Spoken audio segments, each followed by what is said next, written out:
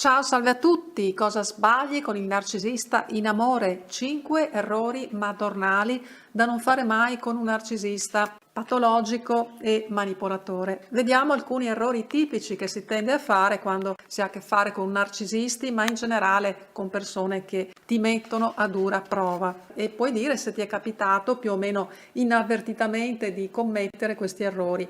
Non preoccuparti troppo in tal caso, anzi non preoccuparti assolutamente se ti è capitato di fare questi errori, perché avere a che fare con certe personalità mette veramente a dura prova e a volte è veramente quasi inevitabile avere reazioni di cui magari poi ci si pente. Teniamo presente che la maggioranza delle persone si comporta in reazione a comportamenti altrui, si alza quindi al mattino ed è guidata da questa modalità comportamentale, in cui rientra anche un funzionamento da pilota automatico che serve per assolvere alle abituali faccende quotidiane, imprimendo l'abituale atteggiamento comportamentale. I comportamenti reattivi che si mettono in atto automaticamente sono reazioni a comportamenti altrui.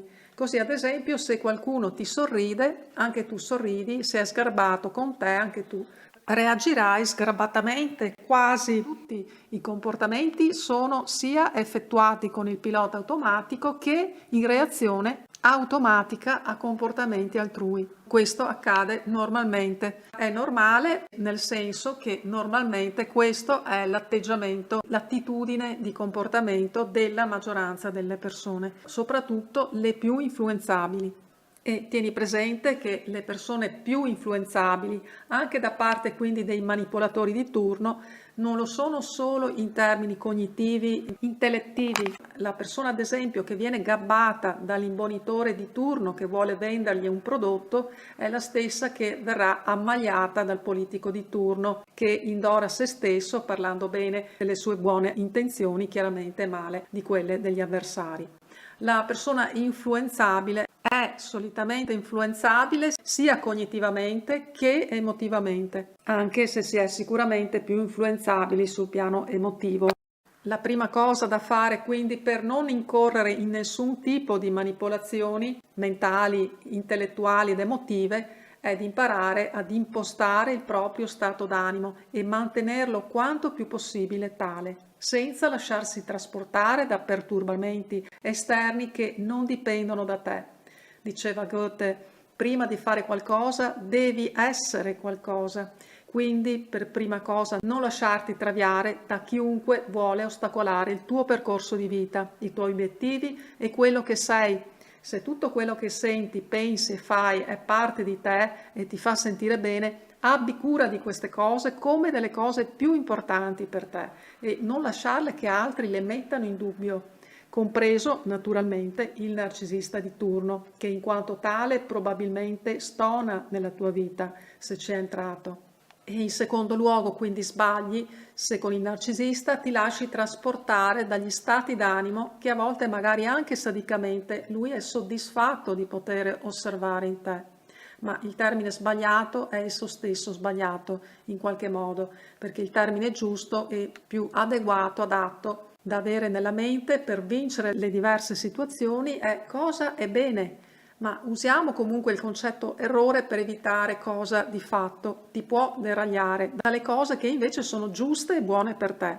Quindi in terzo luogo sbagli con il narcisista se credi in tutto quello che ti dice di se stesso e della sua vita e di quello che prova e pensa soprattutto di te. Prendi ogni cosa sembra confidarti o proclamare con beneficio di inventario. Bene è quindi che prendi con le dovute pinze ogni cosa il narcisista ti vuole far credere. In quarto luogo, sbagli se reagisci con rabbia. Considera che se il narcisista ti spinge all'impulso di reagire male con lui, è lui ad essere distruttivo ed autodistruttivo e questo è indice dei suoi scompensi interiori e lui ci goderà però a vederti succube delle tue stesse reazioni inconsulte. E in quinto luogo sbagli se etichetti il narcisista come narcisista. Se etichetti il narcisista come narcisista, per quanto lo sia effettivamente, lui si sentirà autorizzato ad etichettare te.